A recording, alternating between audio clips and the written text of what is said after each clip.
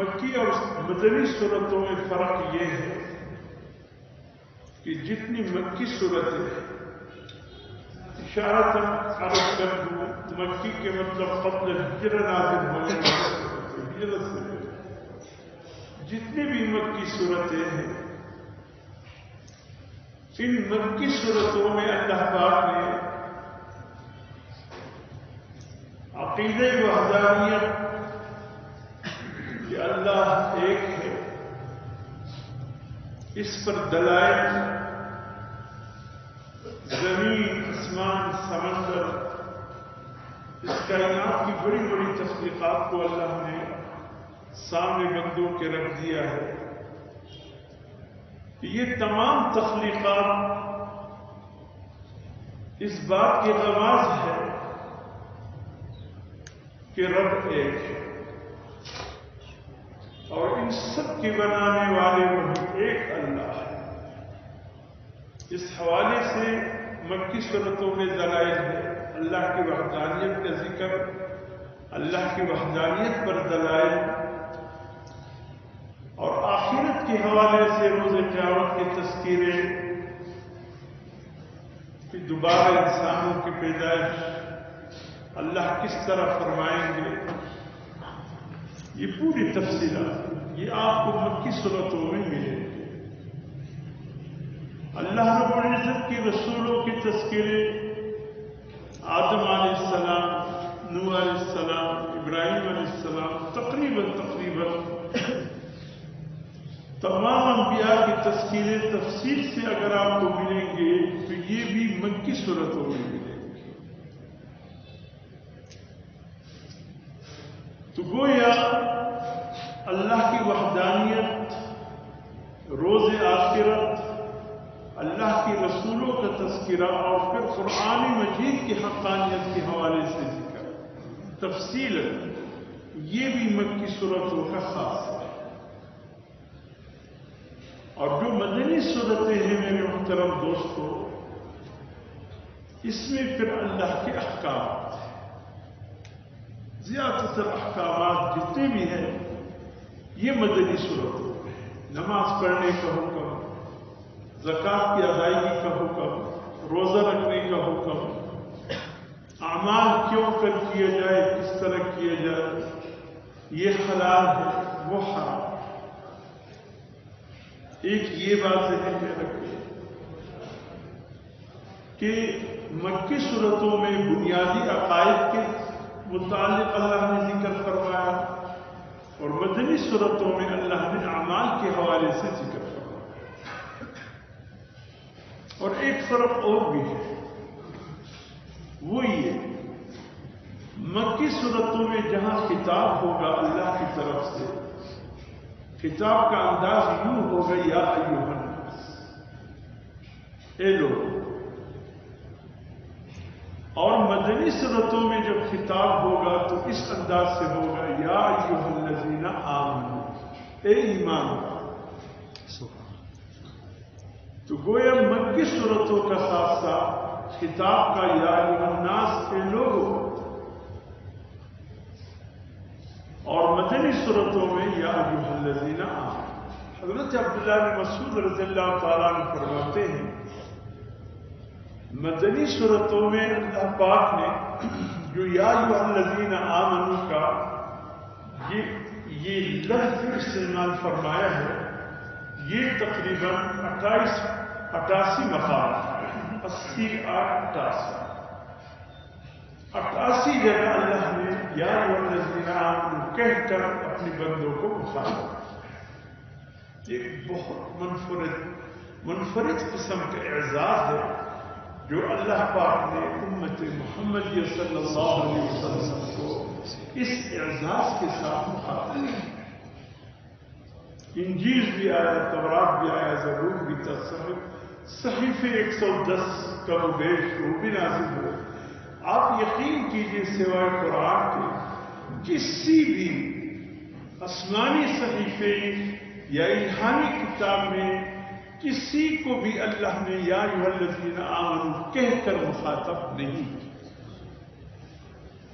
یہ اعزاز صرف اس امت کو، یہ پیار ہے.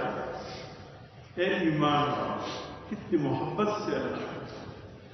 اور انجیل میں تو یا ایھا المساکین، یا بنی اسرائیل، اس انداز سے خطاب تھا. اور زیادہ تر یا ایھا المساکین کے انداز سے اللہ نے مخاطب کیا. اور دوسرا خطاب یا بنی اسرائیل تھا. لیکن یہاں اللہ نے قومیت کے حوالے سے کسی کو مخاطب نہیں کیا کہ عرب کے لوگوں، اے عجم کے لوگوں، اے فلاں قوم سے تعلق رکھنے والوں. اولین مخاطب قرآن کی قوم ہے، اہل عرب ہے. لیکن کہیں اللہ نے یہ نہیں فرمایا اے عرب میں رہنے والے عربیوں، نہیں، یا ایھا الذین آمنوا. قیامت تک یہ پیارا خطاب اہل ایمان. حضرت عبداللہ بن مسعود رضی اللہ تعالیٰ عنہ فرماتے ہیں جب بھی قرآن میں یا ایھا الذین آمنوا کا لفظ سنو متوجہ ہو جائے. جب بھی تمہارے سامنے یہ الفاظ آئے یا ایھا الذین آمنوا، متوجہ ہو جائے ان الفاظ کے سامنے. یا تو اللہ پاک کسی کام کے کرنے کا حکم دے گا یا پھر کسی کام سے روکنے کا حکم دے گا. یا تو امر ہوگا اے ایمان والو یہ کام کرو، اے ایمان والو یہ کام کرو. یا ایھا الذین آمنوا کتب علیکم، اے ایمان والو روزے تم پر فرض کیے. یا پھر اللہ پاک نے کسی کام سے روکنے کا حکم دے. اللہ پاک دے رہے ہیں کہ اے میرے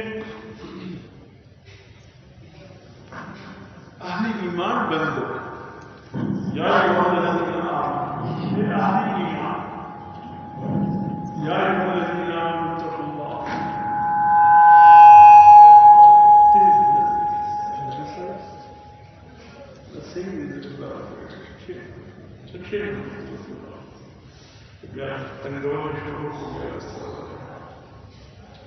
یا ایھا الذین آمنوا اتقوا اللہ وذروا ما بقی من الربا ان کنتم مؤمنین. اے ایمان والو، اگر تم واقعی مومن ہو تو سود کو چھوڑو.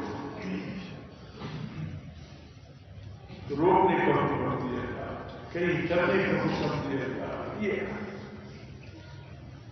علماء مفسرین نے یہ یا ایھا الذین آمنوا کا پورا مطالعہ کرنے کے بعد یہ فرمایا کہ باقی جو چیز ہے اللہ پاک نے یہ فرمایا یا ایھا الذین آمنوا. لیکن دو مقام قرآن کے ایسے ہیں کہ جس میں اللہ پاک نے ایمان والوں کو مخاطب تو کیا ہے، لیکن اس کے بعد جو حکم دیا ہے وہ بڑا عظیم ہے. اب ظاہر ہے کسی کام کی کرنے کا حکم، کسی کام سے روک دینے کو واضح ہے. لیکن یہ دو جگہ اللہ پاک نے جو اہل ایمان کو مخاطب کیا ہے، اس کے بعد جو حکم دیا ہے وہ بڑا عظیم ہے. ایک سورت بقرہ میں دوسرے بار، اور دوسرا اللہ پاک نے سورت نساء کی تقریباً اختتام کے قریب پانچویں پارے میں.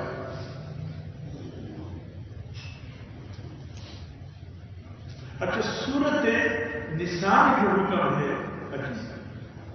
اللہ کیا فرماتے ہیں؟ یا ایھا الذین آمنوا آمنوا باللہ ورسولہ. اے ایمان والو، ایمان لاؤ اللہ اور اس کے رسول. یا اللہ خطاب بھی یہ ہے کہ اے ایمان والو، یعنی جو تم ایمان لا چکے ہو، مومن کہلاتے ہو، ان مومنین سے اللہ فرماتے ہیں، ایمان والوں سے اللہ فرماتے ہیں ایمان. لگتا ہے کہ یہ قرآن حکیم اللہ نے اس 14ویں اور 15ویں صدی کے مسلمانوں کے لیے نازل کیا. لیکن میں نے پہلے بھی کہا تھا، دوبارہ دوہراتا ہوں، ہر دور کے مسلمان یہ نہیں سمجھے کہ قرآن ہمارے اس دور کے لیے نازل ہے۔ آج قرآن اٹھا کر کے دیکھیے، پڑھیے، لگتا ہے ایسا ہے کہ اللہ نے جو قرآن مجید یہ ہماری 15ویں صدی کے مسلمانوں کے لیے اللہ نے نازل کیا، خطاب 15ویں صدی کے مسلمانوں۔ اللہ کو علم تھا کہ میرے ایسے مومن بندے بھی آئیں گے، انہیں کو تم وہ مومن ہوں گے، کلمہ پڑھنے والے ہوں گے، لیکن ایمان کی جتنی تقاضے ہیں اس سے بہت دور۔ اب دیکھیے، خالی لا الہ الا اللہ محمد رسول اللہ کہنا، اشہد ان لا الہ الا اللہ وحدہ لا شریک لہ واشہد ان محمدا عبدہ ورسولہ کہنا ابو جہل کے لیے کوئی مشکل تھا؟ ابو لہب کے لیے کوئی مشکل تھا؟ عتبہ کے لیے یہ کلمات کو پڑھنا کوئی مشکل تھا؟ شیبہ کے لیے مشکل تھا؟ عقبہ ابن ابی معیط کے لیے یہ کلمات پڑھنے مشکل تھے؟ جتنے بڑے بڑے لوگ کفار ہیں دیگر اس کے طرز پر طریقے پر چلنے والے، یہ الفاظ ان کے لیے کوئی مشکل تو نہیں تھے، لیکن وہ جانتے تھے کلمہ صرف پڑھنے کا نام نہیں ہے، کلمہ شہادت پڑھنے کا نام نہیں ہے، یہ ایک انقلاب ہے، پوری زندگی کو تبدیل کرنا پڑے۔ پھر پتہ چلے گا کہ یہ مسلمان جا رہا ہے کہ کافر جا رہا ہے، کلمہ پڑھنے کے بعد پھر یہ پتہ چلے گا۔ اگر کلمہ صرف پڑھنے کا نام ہے، ان کے لیے پڑھنا تو کوئی مشکل نہیں تھا، بڑے آسان، ہمیں عرب کے یہ الفاظ ان کے لیے کوئی مشکل نہیں تھی، صرف پڑھو باقی اپنی مرضی کی زندگی گزارو، کلمہ پڑھو باقی اپنی زندگی اپنی مرضی کے گزارو۔ اگر ان کبھی یہی سوچ اور فکر تھا، جیسے اس دور میں امت مسلمہ کی سوچ بنا ہوا ہے، تو ان کے لیے ساری پوری کلمات پڑھنا کوئی مشکل نہیں تھا۔ وہ جانتے تھے کلمہ پڑھنے کے بعد پھر بلال بننا پڑے گا، پھر خباب بننا پڑے گا، پھر عمار اور یاسر بننا پڑے گا، پھر عبداللہ بن مسعود، پھر اس طرح انقلاب آئے گا کہ اپنی پوری زندگی کو یکسر تبدیل کر۔ اب بات سمجھ میں آ رہی ہے کہ اللہ نے جو ہمیں خطاب کیا کہ ایمان والوں ایمان لے آؤ، خالی پوری الفاظ سے نہ چلو کلمہ پڑھ لیا بس اہل ایمان بن گئے، صرف الفاظ کے ظاہری مفہوم پر نہ چلو بلکہ اپنی زندگیوں کو تبدیل کرو۔ اگر کرنے کے ساتھ بھی زندگی وہی ہو اور کرنے کے بغیر بھی زندگی ویسے ہی ہو تو پھر کلمہ پڑھنے نے تو کسی کی زندگی کو تبدیل نہیں کی۔ اس لیے علماء نے کہا ہے 3 ایسے مفہوم اس کی ذکر کی۔ ایک مفہوم تو یہ ہے کہ ایمان والوں جس طرح تم ظاہری طور پر زبان سے اقرار کر چکے ہو، ایمان لا چکے ہو، اس طرح اپنے دل کے اندر بھی مومن بن جاؤ، یعنی صفت تقویٰ سے آغاز کرو۔ صفت تقویٰ کیا ہے؟ اللہ، اگر یہ صفت تقویٰ ایک مومن میں کلمہ پڑھنے کے بعد پیدا ہو جائے، خدا کی قسم میں کہتا ہوں کہ وہ زمین سے کفار کا نام نشان مٹ گیا ہے، اس کو بھی پھر اندازہ ہوگا کہ مومن کیا ہے۔ صفت تقویٰ، اللہ کا خوف، اللہ کا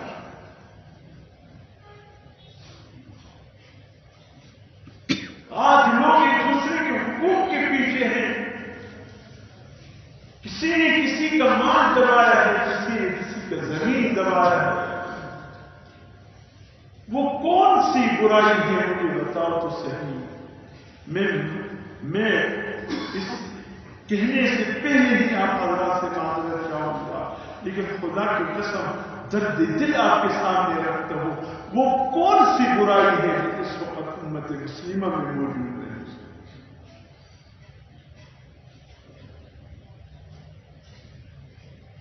جھوٹ کی کون سی اقسام ہے جو ہم نے وعدہ خلافی ہم میں ہے، جھوٹ بولنا ہم ایک مشن بن چکا ہے۔ خیانت، امانت میں خیانت،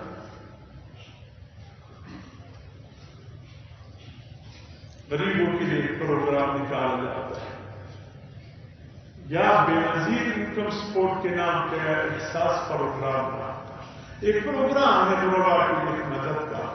آپ بتائیے اس میں غربا زیادہ ہے یا صاحب نصاب زیادہ؟ آپ کے محلے کے کتنے غربا اس پروگرام سے مستفید ہو رہے اور صاحب حیثیت کتنے مستفید ہو رہے؟ دو کا افراد بھائی پروگرام میں غریب تک پہنچنے کے دو۔ کتنے لوگ ہیں جن کی حالت کتنی بخشی ہے، سفید پوش کے کسی کے سامنے ہاتھ پھیلانے،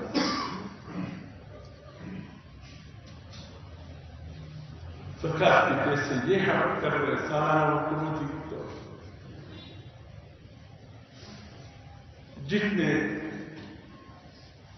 ممبران اسمبلی ہے سب کو زکات کے فنڈ سے دے رہے، یہ ان کے لیے ہے یا بیت المال ہڑپ کر چکے ہیں۔ اب جو اسکیمیں نکل رہے سب آپ دیکھ لیجیے، جو خیانت، دھوکہ، اور تو معصیت والا نہ ریڑی والا نہیں ریڑی اللہ دې هم دې څنګه هدایت کړي د دې څنګه چې بس ویلېږي نو ته صفا شي ورته یې ته واچوه چې کور ته ولاړ شي ایمانه بس پیسې ما خو ښه شی ورچولې دا په کوم ځای کې یې کړي زموږ ریړۍ والا ژوند نه بدلېږي په څه شي بدل شي ګټه دھوکہ ایک ریڑھی والا کبھی بس چلے تو وہ بھی دھوکے سے باز نہیں آئے۔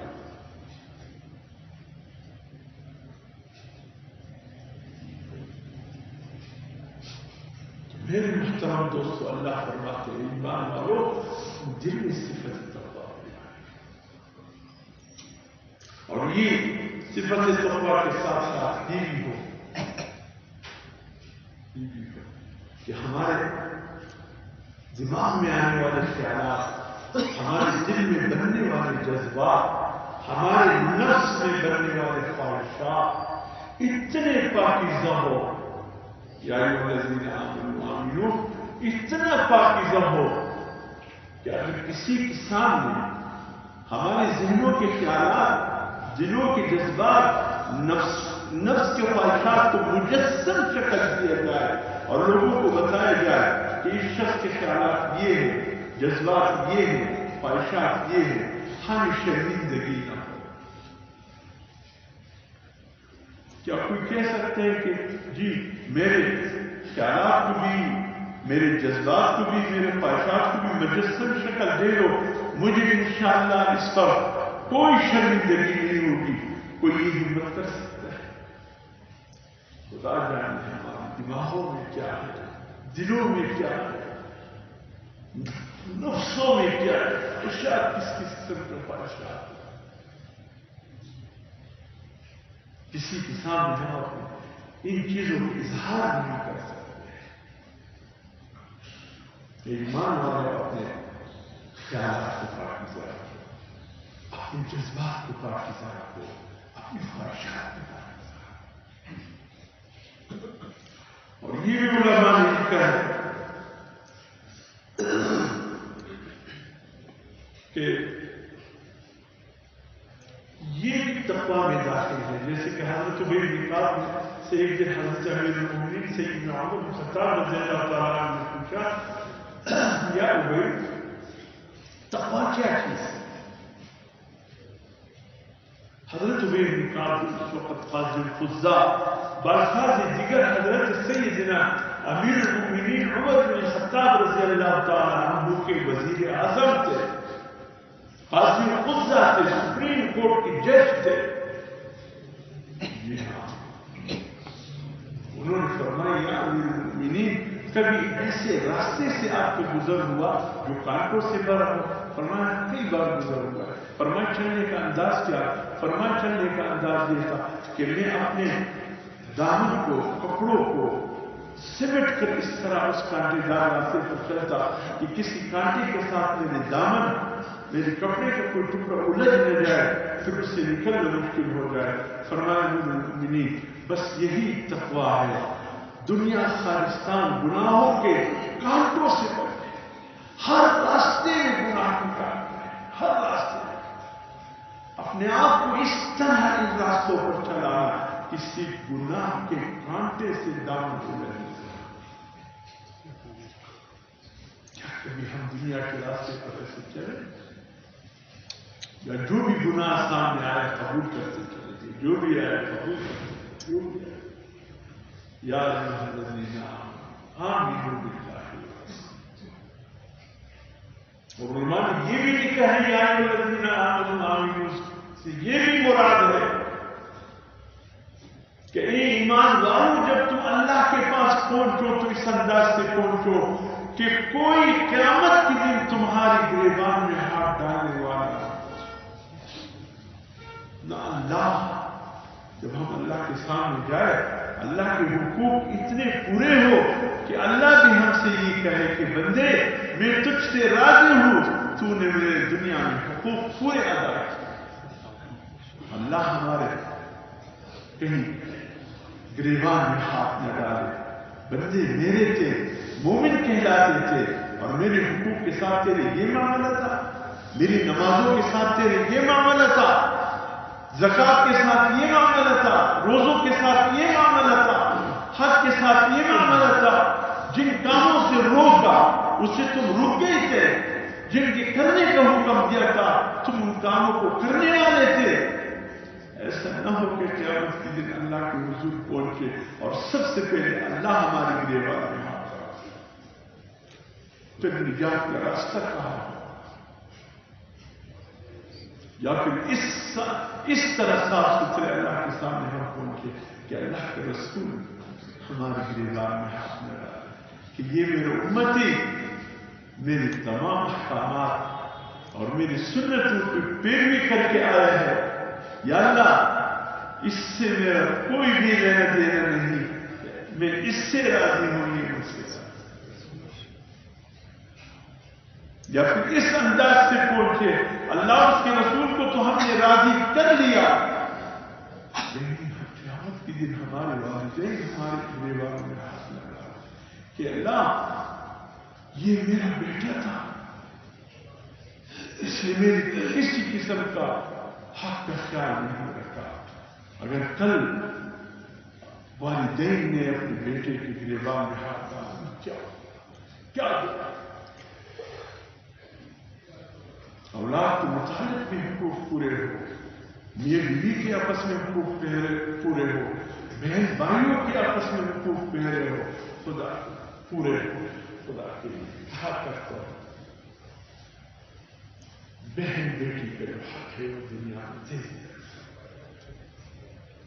اچھا کم بے مسلمان ہے اصل وہ تمام وہ ہے حق آخر خورات وہ ہے کہ مرد وہ بخش اور ډېر لوی مسلمان مزار دی. نو داسې غیرتمند خوندې خو مې ډېرې ولیدې چې خپل حق خپل ورور ته وبخښي. ما داسې غیرتمند ورور نه ولیدې چې دا خپل حق خپل خور ته وبخښي.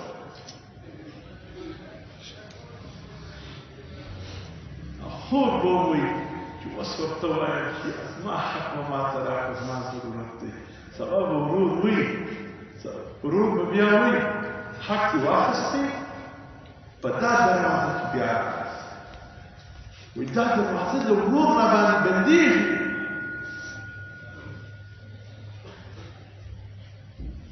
سبا ورور تبورنا ددام يري دا غيرت من الخوف والحق كذا لدي ضرورت لدي ضرورت بني قیامت پر جب خور راولا است یا ورور بغاره کې لاس ورکړي یا الله دا زما ورور زما د پلار په جایداد کې زما حق جوړېدی که نه جوړېدی یا الله دې ورور ما کې یو شی حق یې رانکړي زه مطالبه وس کوم چې زما حق ځینې واخله نو نور حق څه شی دی خو عمل به وي ښه عملونه به وي هغه مې یو څه انسان به وایي چې په دا به زه وبخښلی شم هغه خور ودرېږي بیا لار د تشکیل لاره به په کوم ځای یا ایها الذین آمنوا بالله ورسوله ایمان والو صحیح معنوں میں اللہ اس کے رسول یہ نہ کہو کہ کچھ چلو کچھ نہ کرو افتؤمنون ببعض الکتاب وتکفرون ببعض کتاب اللہ کے بعد اسے تو تم عمل کرتے ہو اور بعض اسے کے انکار کرتے ہو ایسا نہ کرو وہ اردو میں کہتے ہیں میٹھا میٹھا ہڑبا کھڑو تو جہاں کوئی مٹاس نظر آیا تو کالیا جہاں پتہ چلا کہ اس میں کڑواہٹ ہے اس کو توپ دیا بنی اسرائیل نے یہی تو کیا تھا آج ہم کیا کہتے ہیں اہدنا الصراط المستقیم اے اللہ ہمیں سیدھا راستہ دکھا دیجیے صراط الذین انعمت علیہم ان لوگوں کا راستہ یا اللہ جو تیرے انعام یافتہ بندے دے جن پہ تو نے انعام فرمایا اور غیر المغضوب یا اللہ ان لوگوں کے راستے سے ہمیں بچا دیجیے جن پہ تیرا غضب غصہ قہر نازل ہوا ہے وہ کون ہے یہ یہودی تو ہے یہودی اللہ کے قہر کے شکار ہو گئے اللہ کے غضب کے شکار ہو گئے جہاں آسان عمل نظر آیا عمل کیا جہاں کوئی مشکل سا نظر آیا چھوڑ دیا افتؤمنون ببعض الکتاب وتکفرون ببعض اللہ نے یہ بات یہودیوں کی لکھی ہے لیکن اللہ رحم فرمائے کہیں امت مسلمہ کے یہ حالت نہیں وَلَضَّالِّينَ اے اللہ ان لوگوں کے راستے سے بھی بچا کر رکھیے جو گمراہ ہو گئے گمراہ کون ہے عیسیٰ ہم ان دونوں کے راستوں ہر نماز کا رکعت میں فنا مانتے کہ نہیں کہ اللہ یہودیوں کے راستے سے بھی بچا کر رکھیے یہ اللہ عیسائیوں کے راستے سے بھی بچا کر رکھیے صرف ان کا راستہ یا اللہ نصیب فرما جو تیرے انعام یافتہ بندے تیرے نیک بندے ہمیں راستے میرے محترم دوستو اللہ پاک کہتے ہیں کہ ہم جوڑتے ہیں کہ مسلمانوں روح سے بھی کرو اپنے آپ کو سے بھی کرو بگڑتے جا رہے ہو اللہ کی ناراضگی حد کو پہنچی کبھی اللہ ہمیں جن جوڑتا ہے کبھی طوفانوں کی شکل میں کبھی سیلابوں کی شکل میں کبھی آفتوں کی شکل میں اور کبھی کبھی زلزلے کی شکل میں اللہ کی طاقت دکھاتے ہیں خدا کی قسم ایک سیکنڈ کیا ہے ایک سیکنڈ اللہ زمین سے کہے ایک سیکنڈ ہل جا زمین کے سینے پر آپ کو کوئی بندہ کوئی مکان نظر نہیں اللہ نے اس ہفتے ہم سب کے دن دعا ہمارے منظور فقر صاحب میرے پتائی میں حیات میں فرماتے ہیں چین کا کوئی علاقہ بتایا اپنے سفرنامے میں اس نے جی کہا ہے کہ چین کے ایک علاقے کی طرف جانا ہوا ساتھی کے ساتھ تو ان ساتھوں نے کہا اور اس کل ہم آپ کو ایک ایسے خطے کی طرف لے جائے گے کہ آپ حیرت میں ڈوب جاؤ تو میں نے کہا کیا ہے کہ آپ خود دیکھ لیں کہ جیسے تھوڑا سفر کر کے اگلے دن ہم گئے تو دیکھا پورا